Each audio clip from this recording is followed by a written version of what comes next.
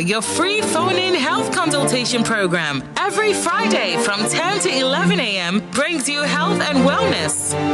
If you're stressed out either at home or at work, or you're having a stressful relationship between either your girlfriend, your fiancé, or your wife, you can have erectile dysfunction. Call in to get free consultation on health and wellness on 07000 917 917 and 090-256-25455. You can send in questions, cases, and related contributions on social media, Facebook, Twitter, and Instagram at WFM 917. 56537. You can listen live online at www.wfm917.com. Radio Doctor, Nigeria's first free consultation radio health program on WFM 91.7, the voice of women. Good morning, Nigeria. Good morning, Lagos. Good morning, world. Time check, it is 10 minutes past 10 this fine Friday. First of all, thank God it's Friday. Another one. This is the last Friday of the year, of the month of November. That's what this Friday is about. It's the last Friday of the month of November, meaning that it's the last Radio Doctor edition for the month of November. The next time we're going to be seeing each other is going to be in the month of December. Who's excited? Me, I have plenty of things I want to see in December, so me, I'm happy. I'm super, super happy about December coming. I have one day, I have things to do, and I'm going to try, because I've been watching what I'm eating, thanks to Dr. Abiola, who's on today. I'm watching what I'm eating, but anything that want to happen in December is going to happen. Then we see ourselves again in January. You're tuned into Women Radio 91.7 FM, the voice of women, Nigeria's first and only radio station for women and their families. My name is Fumi Bambala. This is Radio Doctor, your wellness check, your free health consultation program where real doctors advise real people. Radio Doctor is Nigeria's first specialized radio health program where medical doctors consult for free and advise on your Women Radio 91.7. We are broadcast 10 a.m. to 11 a.m. Mondays through Fridays. With all that being said, one more.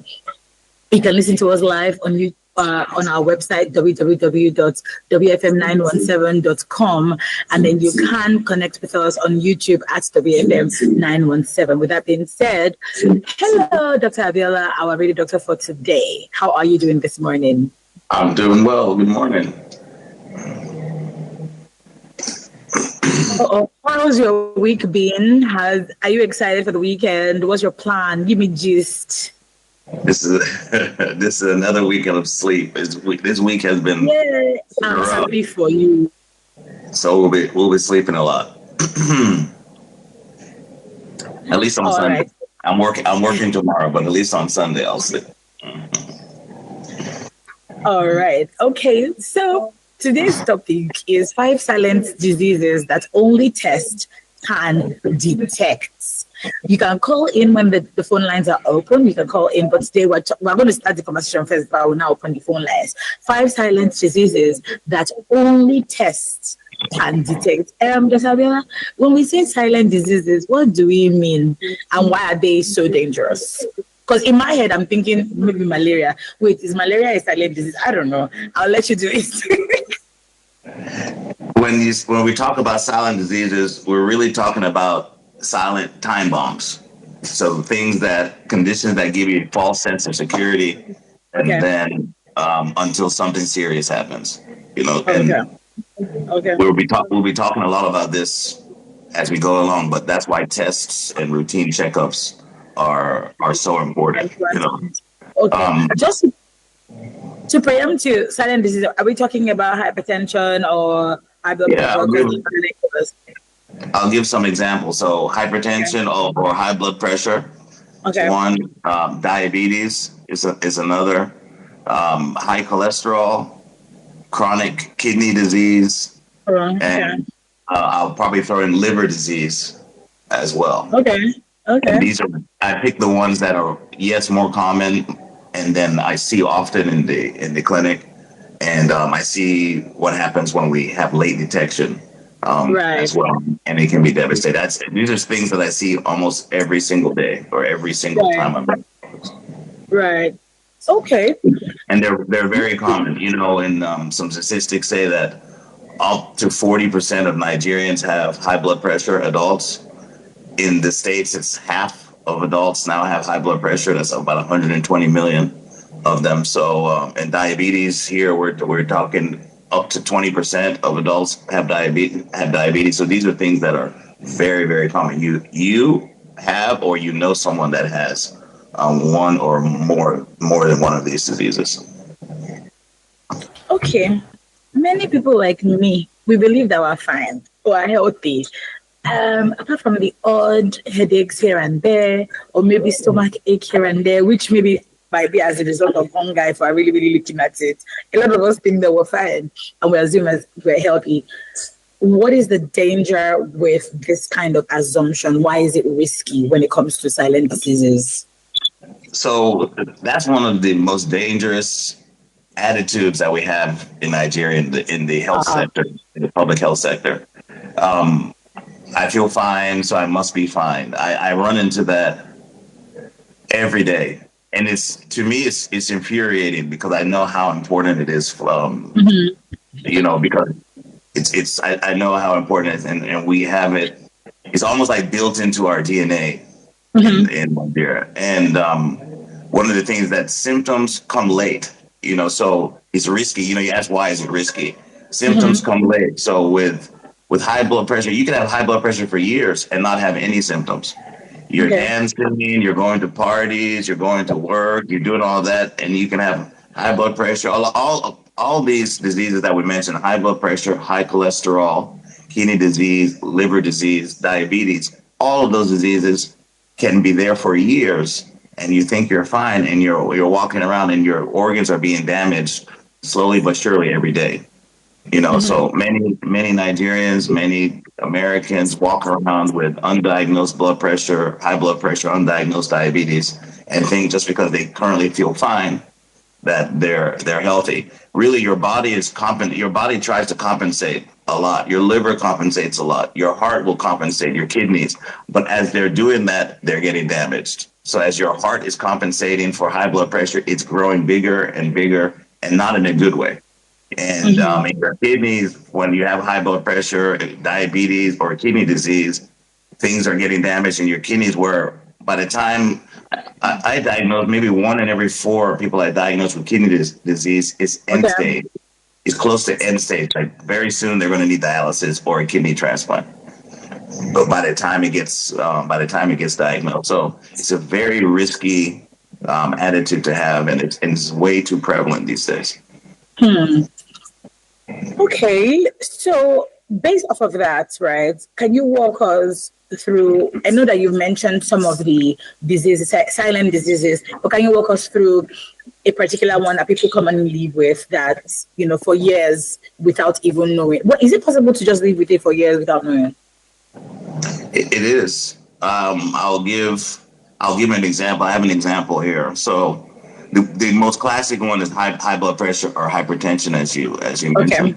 Okay. 40, like I said, up to 40%, 50% in the States are people that have high blood pressure, and maybe 25% of them are actually treating it.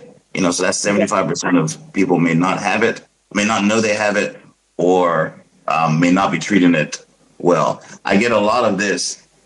I get a lot of that in. Yes, but yes. Get it all the time, and it's just infuriating. I said it has already happened. Look at your blood pressure, but over the years, that high blood pressure can make your heart larger, can make your blood vessels thicker. It can damage the lining of your blood vessels. We talk about high cholesterol. High cholesterol can build up and cause plaques. For you have chest pain. We call it angina, or Nigerians say angina. It's chest pain from poor blood flow to the heart. Your blood vessels need to be 90% blocked before you're going to feel it. Your heart will be compensating. Your body will compensate up until 90% blockage, and then you now start feeling chest pain. And we often ignore that until the heart attack comes because of the complete blockage. So another one I see often, stroke. I think I told you on air maybe 1 or 2 episodes ago where I saw somebody actually having a stroke in front of me in the waiting room of ROA. Of the hospital, yes. Yeah, and I've seen many. I mean, I have somebody now that is, knew she had high blood pressure, ignored it, and then the family brought her in recently, unresponsive. Not dead, but unresponsive, and she, of course, had a stroke. Now she's not speaking. It was stroke happened in the area of the brain that causes that's meant for speech. It's called Broca's area. So now she's not speaking, has erratic behavior, all of that. And what's really painful is that these things are simple. Could have been avoided. We test, if you walk in off the street and want to get your blood pressure checked, we're probably not going to charge you. It's free, and it takes less than a minute. Right. So I carry my blood pressure machine everywhere I go. It's in my bag. It's in my car. Everywhere I go. If I feel funny, I just check my blood pressure. It literally takes seconds, and it's so useful. So I say high blood pressure is a perfect example of silent disease. Its nickname is the silent killer because by the time you have it, you very well could be dead. Well, which way? Okay. Next question for you is, what are the early warning signs? And was it stroke? Yeah, it was stroke and stress. It was stress.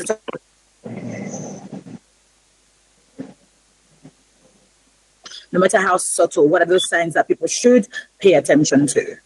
It's easy to know when you're hungry because your stomach will start rumbling and you'll have pain and you'll feel hunger. And you usually feel that right away. But a lot of these diseases do not have any. But I'll talk about some of the common ones. For example, high blood pressure, people may complain about headaches. That's the first one you'll hear about. But I have to stress that your blood pressure can be very high enough for you to have a stroke or a heart attack without you feeling the headaches. But people have headaches. Some people have blurry vision. You can even have nosebleeds. Some people, especially if the high blood pressure has been there for a long time, when they try to exert themselves, maybe climb stairs. Hi, Dr. Abiola. Yeah. Can you hear me? Hi, Dr. Abiola. Can you hear? I can hear you. You're in and out a little bit. Yes, I can, yes. But I can hear you. I think so, but yes, please go ahead. Okay. Did you hear the high blood pressure ones? Headaches and blurry vision?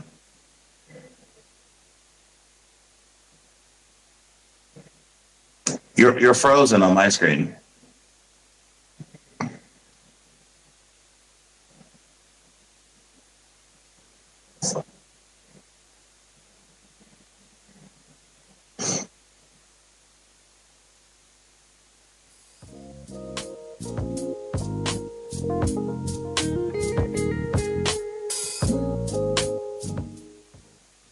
Hi, Dr. Abiola. Okay, I think you're back now. Okay, this is better now, yes. Okay, please go ahead. Much better. I heard we're talking about the sickness, and yes, I think you were speaking about how regardless, like when you're hungry, you start having hunger pangs, right? So I think I missed what you were saying afterward. Yeah, so it's easy to know when you're hungry, and you just go and eat. But a lot of these diseases do not have any sign. But some of them, for example, high blood pressure, you can have headaches, you can have blurry vision. You can even have nosebleeds. Some people, if the high blood pressure has been there for a long time, they will have, if they try to exert themselves, maybe climb stairs or walk long distances, they'll start having difficulty breathing or shortness of breath. But I have to stress that the high blood pressure could have been there for years before you see any of these symptoms. You can still have a stroke or a heart attack from high blood pressure without any symptoms. That's very common. So, or sometimes you have the symptom immediately before. That's what happened with the woman I was telling you about that ignored her high blood pressure. She had she screamed from the room, "Oh, I'm having the worst headache of my life." And that was immediately when she had the stroke within seconds. So it's not enough. It's not like a warning sign that gives you time to go and take some medication or it's impending. it's impending doom, so to speak. For diabetes, you can go years too without, diabetes with uncontrolled blood sugar. But some of the signs are polydipsia, polyphagia, polyuria, meaning you'll be thirsty all the time. You're drinking excess water. You're hungry all the time. You're eating more than you typically tend to, and you're urinating more frequently than and then you can even have unexplained weight loss with diabetes. That's been there all the time. Then another thing, because bacteria love the blood sugar, and they love high blood sugar, so you have frequent infections or you don't recover from infections quickly enough. All those could be signs of diabetes. We for high cholesterol, often, like I said, the blood vessel can be blocked up to 90% before you feel anything. So oftentimes there's no symptoms, but you can have chest pain as well from blocked arteries. But usually what you get is a heart attack or a stroke, and then you now trace back and find out it was from cholesterol. Right. And then liver and kidney disease, people may start swelling, legs will swell or the body will swell. Liver disease, depending on it, you may start having generalized body itching. All of those could be signs. With kidney disease, you can have puffy face, like your face is swelling, or like I said, your legs swell. But usually by the time you see any of those, it has been around for years and more than likely has caused some large degree of damage to the organ. Okay. All right. Okay. Let's actually talk about hypertension in particular, because like you said, hypertension and blood pressure that similarly, they're the same? Yes, hypertension, high blood pressure is the exact same thing. What simple tests can, detect it early for people? The thing, probably the easiest test in all of medicine is for high blood pressure. It's a blood pressure. So we have the manual machines and we have the automatic machines. We test both. Both of them are accurate. We even tell people that if you have a blood pressure machine at home, like an automatic machine, you can bring it in and we'll test it for you to make sure that it's accurate. Once you wrap that thing around your arm and you push the button, within 30 to maximum 60 seconds, you're going to have a blood pressure reading. And if you're, the typical normal blood pressure is 120 on the top, 80 on the bottom. But you have to know that your blood pressure fluctuates. So if I stand up, even as I'm talking now, my blood pressure has raised because I have a heightened energy level. If I stand up, my blood pressure is going to raise. But it's a range. You try and stay within the normal ranges. The research that just came out this year, they're trying to push for 110 over 70 as normal blood pressure.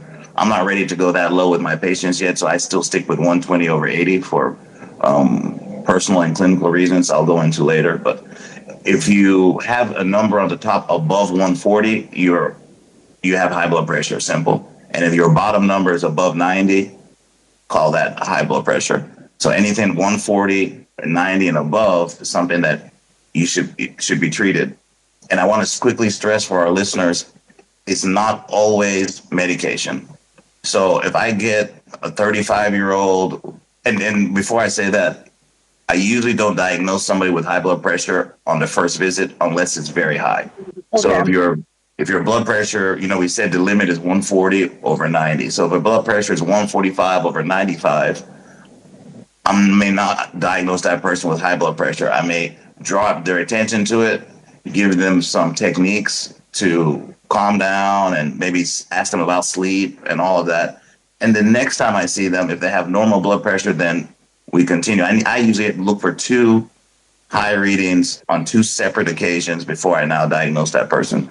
But if they come in and their blood pressure is 170 over 120, then that's different. Anything 160 and above, I'm automatically diagnosing that person with high blood pressure, and usually we'll start some form of treatment at that time. So easy to check your blood pressure, people. So easy. Okay. Really no excuse not to do it. So I have a machine as well at home, but I got that when I was pregnant because I was I have to be checking my blood pressure. Please go ahead. May I ask a question? Yes, please. Are there batteries in it? Yes, no. Okay. Yeah, but the last time I used the machine was during AFCON. AFCON, what year was that? No. It was not AFCON. There was a match 2 years ago that we came second. Nigeria came second.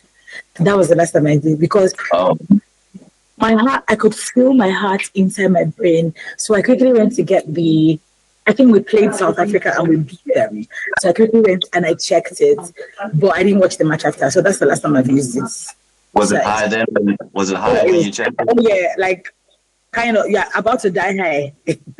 Yes. It was really, really high. It was so crazy. But again, if you don't have a machine at home, you can always walk into the primary healthcare center. Maybe even some pharmacies would. Some might be for a fee, some might be for free. But I mean, it's important to encourage people to go check their blood pressure regularly. I did some little research before. The most expensive blood pressure check is 500 naira. But most of them are free. Most of them are free. Okay, then let's now move to diabetes because you had mentioned, if you are going to the toilet frequently, and I know that that's something that happens with diabetes. So how often should adults check their blood sugar, even when they feel well? Yeah, if you're less than 40, every 2 to 3 years, you want to do either a fasting blood sugar or something called a hemoglobin A1C. It's a long-term, it's one figure that gives you what your average blood pressure has been for the last 2 to 3 months. It's a very useful test. I often run both on patients because fasting blood sugar at times can be deceiving, especially if the person truly fasted, before doing the test. The blood sugar may be low, but the hemoglobin A1C will be high still, whether or not you are fasting. So above the age of 40, I tell people to do once a year.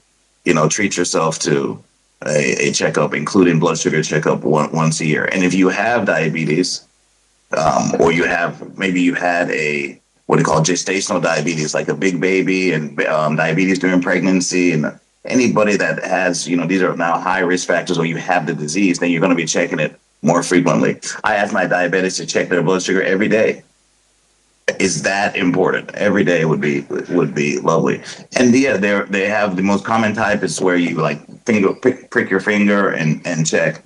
But I have some of my patients on a blood sugar patch. So it's just a patch you slap on the arm and you read it with your smartphone. So anytime you want to check your blood sugar, you just tap your phone to the shoulder or wherever you put your patch, and it can read your blood sugar within seconds, and you just change the patch every 2 to 4 weeks.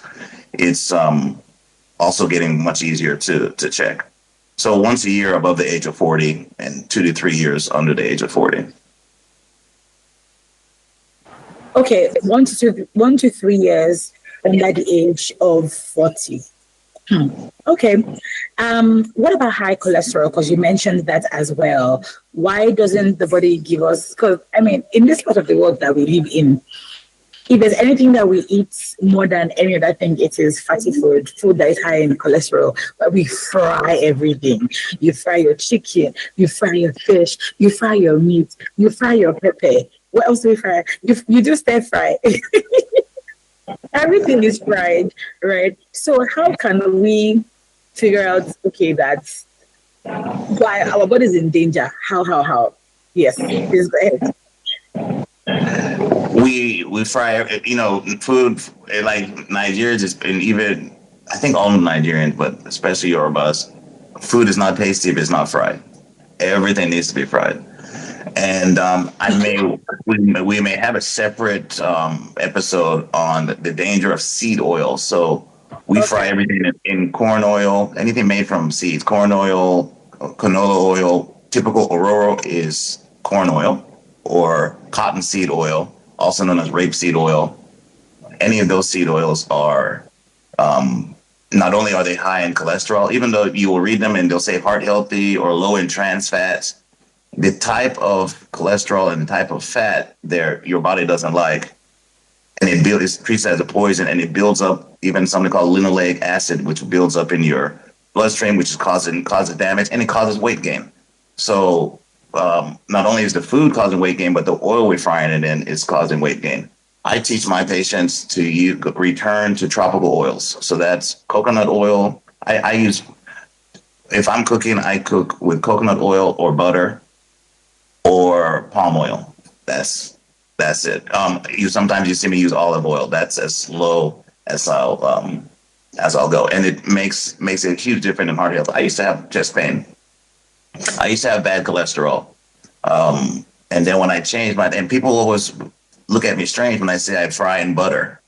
You know, they're like, butter? That's the worst of them. I said, no. Your body can metabolize it, can process it way better than they can process these corn oils. Do you know what corn oil was designed for? And all these ROA type of oil was initially designed for?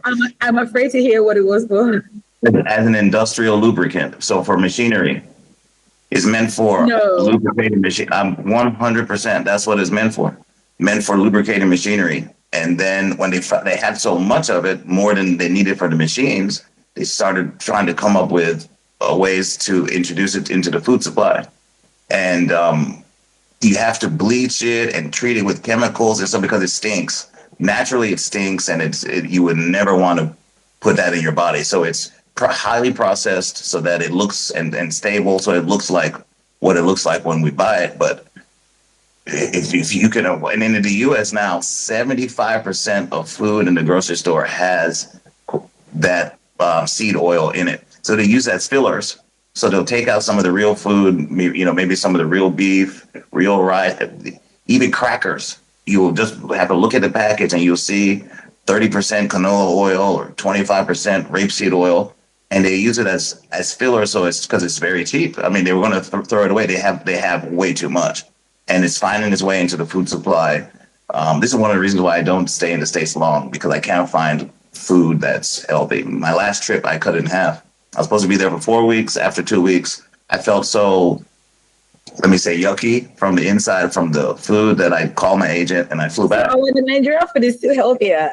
Yeah, it's still healthier because you can still find farmers, people that actually farm food. You can still get organic food, but it's getting worse every day, and then I'm not talking about fast food, which follows what the Americans do.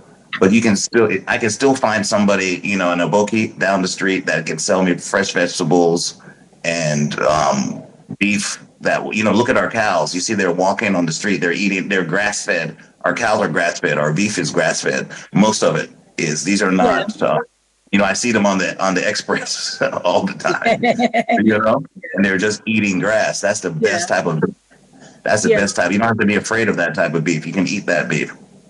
But those that are fed a lot of antibiotics and are, kept in stalls where they can't move, how they really make a lot of beef in the States and around the world. A lot of that beef is more dangerous.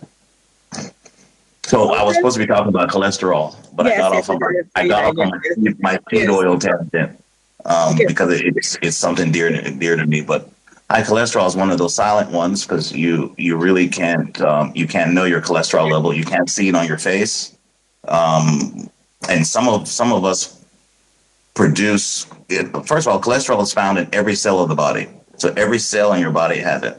So when people tell me it's strange I eat butter, I don't know. You need some cholesterol in your diet for regular maintenance, but it's just you have different forms of cholesterol. So you have HDL, LDL, you have things called triglycerides. All of them reside in different ratios. And I just mentioned the oils that are healthier, the coconut oils, the what we call tropical oils, the natural ones are much healthier than what we normally do. By the time high cholesterol gives you a problem, you will have either a heart attack or a stroke. Usually, it can even affect your kidneys as well. But the most common ones I see are heart attacks and strokes, and see them all the time. Right. Okay. What about silent diseases that affect, major organs such as the liver or kidneys? What tests can help detect early liver or early kidney damage. Because sometimes, even for me, when you hear, somebody has a kidney disease, and then the person already looks like the thing has already deteriorated to such a fatal level. Is it that they didn't pay attention to it when they first started noticing it, or they didn't start doing tests? So can you just elaborate on that? Yeah, we'll start with kidney disease because you just mentioned that. Okay. When you see that it's deteriorated, it means that it wasn't detected early, right? The person didn't do routine tests. I do have a large portion that people were told they have early kidney disease and they ignore it. And then when it's really bad, you can't breathe, your body's swelling, then you see them run to seek help. And by then it's very difficult. At times, kidney damage can be so bad that the only way out of it is dialysis while you're waiting for a kidney transplant. And you can imagine, besides the expense, you want to do, I would say the average kidney transplant in Nigeria is anywhere from 8 to 25 million naira. So, and that's if you found a donor, so some people can spend years looking for. Same thing with liver disease, also silent. So liver disease, you can have things like hepatitis. See it all the time. Hepatitis can be silent in your body for a decade or more. Even people that routinely abuse alcohol, your liver can adapt for years before it starts decompensating into something called cirrhosis. And then we have things like fatty liver disease, which are tied into the foods we eat. Everything that goes into your mouth passes through your liver before it gets to the rest of your body. Your liver processes everything. So alcohol, drugs, I'm talking about medications, one of the number one proponents to liver disease worldwide is a common pain medication that starts with the letter P that we take all the time. It's related to liver disease. The number one cause of liver disease worldwide. I said, what is that? Because I popped one yesterday. I popped one last night. Yes, when I learned that it was the number one cause of liver disease worldwide, I stopped popping them. Like I used to take them almost every day. So yeah, you can use it. You can use it occasionally, but I have people that will take it 2 to 3 times a day, every day. Some people even chew it. Cannot do that. Some chew is like, what are you doing? Yes, or some people take it when they don't have pain, and just because, don't worry, it's protective, and really it's not. So I tell people, if you have to use it more than 3 days in a row, there's a problem. There's a real problem. You need to go and solve that problem rather than covering it up with that, because you could be doing more damage, especially to the liver. So don't feel bad about the one time you used it last night, but okay. You don't want it to be a habit. Definitely not. Okay, let's talk about treatment or prevention. For someone listening right now, what are the top 5 essential tests that they can walk into a hospital right now to do today that will help them, in detecting some of these silent diseases? Number 1, check your blood pressure. Number 2 would be blood sugar. And we typically test fasting blood sugar, but if it's been 2 hours since your last meal, we can even do a random blood sugar at any time. You can do a urinalysis. And I'm talking about, these are cheap tests as well, blood pressure check, free to 500 naira. A blood sugar test averages about 1,500 naira. The urinalysis also averages about 1,500 naira. Then I would look at kidney function tests, liver function test. Is that 5? Urinalysis, blood pressure? Yes, that's 5. So kidney function, liver function, blood sugar, blood pressure, and urinalysis. Urinalysis. Yeah, okay. Those are your cheapest ones. If you can add a cholesterol, fasting, what we call fasting lipid profile, I'll call that my top 6. Okay. All right. Are there particular risk groups that are at risk, or particular groups that are at risk of these silent diseases? I know for sure, like pregnant women, because I had pregnancy-induced high blood pressure with my first pregnancy. With the second one, okay, no, that was ulcer. So I know that for sure, pregnant people. But are there people who are more vulnerable to these diseases, and how often should they test themselves? So pregnant women is number one. You got that one. You got that one well. When we have at ROA, when we have people coming in for their routine visits, every visit we're checking your blood pressure. Almost every visit we're doing a urinalysis, looking for urine protein. So yeah, pregnant women would be number one. I would say number two would be women over the age of 40. You know, they have a higher risk for high blood pressure and diabetes, as well as cholesterol, high cholesterol. Men over the age of 40 would be group 3 for the same reasons as women. And then if you're overweight or obese, you have a risk of diabetes in some areas 10 times as high. And then let me make it a top 5, family history. So if you have a positive family history, somebody in your family has high blood pressure or diabetes or high cholesterol, you can be twice as likely to have it. So, you know, for example, I know in my family we have a lot of high blood pressure, which is why I take my blood pressure so seriously. We don't have diabetes as much, but if we did, I would check my blood sugar maybe every month. You know, so those are your top 5. If you're using alcohol regularly or smoking regularly, you probably want to increase your frequency of getting checked as well. And of course, elderly, you know, those 60 plus, you know, you should be treating yourself to a checkup at least once a year. And if you have diabetes, you should be monitoring that way more frequently. Like I said, I love daily blood pressure and blood sugar checks. 5 minutes out of your entire day, you can pretty much check your chronic diseases and know where you stand. And then you can catch things very, very early.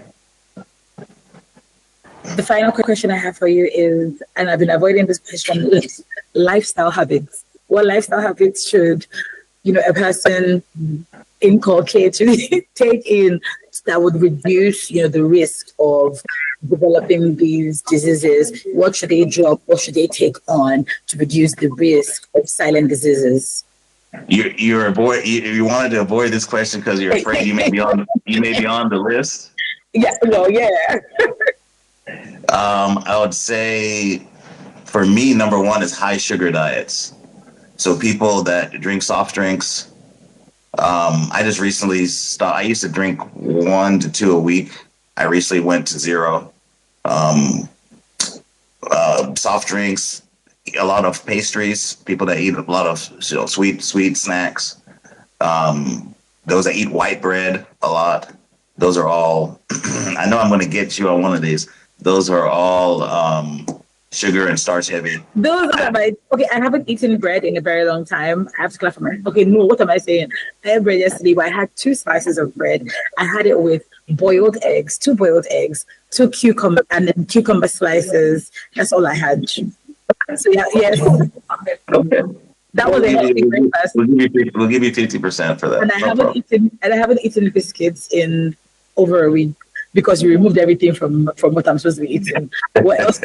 You're going to feel. Do you know your face is already looking slimmer? It is. I can tell on the camera. So okay. You're going to feel the benefits. Just stick with it a few more weeks. Sedentary lifestyle. So if you know you're not active a lot. We're still talking about high risk groups. So and then I'll have to put smoking and alcohol in there as well. So high salt, high sugar, smoking and alcohol, sedentary lifestyle, meaning long sitting, little exercise. And, you know, from our previous episodes, poor sleep, chronic stress, these are real, we talked about sleep a few episodes ago, and as well as chronic stress. So all of those puts you in the higher risk category. I'm sure one of them or more will apply to a listener or a presenter or a producer that we can work on. These are all things that can be worked on and improved little by little. Thank you so much. Thank you so much, Dr. Abiola. Today was very, very illuminating, even for me. Thank you so much for joining us today. Dr. Abiola is the MD CEO of ROA Hospital. Can I do one thing before I go? Oh, yes, please.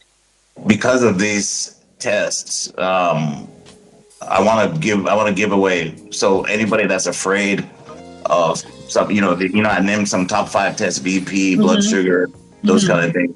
I'll give away maybe 20. So if you contact us through social media or call me directly or call our front desk, at least 20 people will get some form of testing in our new lab. And I'm looking forward to introducing people to how simple it is. That's why I'm technically paying for these tests, just so you see how simple it is. Get your numbers, encourage other people to do it, and let's spread some good vibes all across Nigeria. Okay, first of all, thank you so much, Dr. Abiola, for always giving us treats, because they are really treats. Because one of the things that prevents people from going to the hospital is that they're expensive for them, based on the fact that we know how the Nigerian economy is moving. So thank you for giving, the free tests. We will not call now, but next week, Dr. Abiola will say that 20 people came or 50 people came. If I will collect your name. I've not been known to turn people away, so just come. Just come. Okay, so the Abiola says you should come to ROA Specialist Hospital for your free test, so that you can know that it's not as scary as maybe you've been thinking or people have been saying. Thank you so much, Dr. Abiola. If you want to reach Dr. Abiola, you can reach him on 0913-579-5108, or the other number for appointments, 080-888-62635. You can also reach Dr. Abiola on his social media pages, ROA Specialist Hospital. Thank you so much, Dr. Abiola, once again for coming. The next time we'll be seeing you will be in the month of December. I look forward to it. Have a good day. Have a good day. All right, you can still join us on Women Radio. We have great, amazing programs still in store for you. Do not go anywhere. We also have our Reporter Awards that is today by 3 p.m. Do not forget, you can join us. You can join us online to listen, to weigh in, to just, see what's going on as we celebrate media organizations that are putting women at the forefront. Radio Doctor on Women Radio is Nigeria's first specialized radio health program, broadcast from Monday to Fridays, 10 a.m. Join us on Monday in the new month for another edition of Radio Doctor. Many thanks to my producer, Aisha Sunny. Many thanks to Benjamin in the studio, and to the executive producer, Tumwokiwale Shanaya. Thank you so much. My name is Fumi Bangara. Do have a healthy health.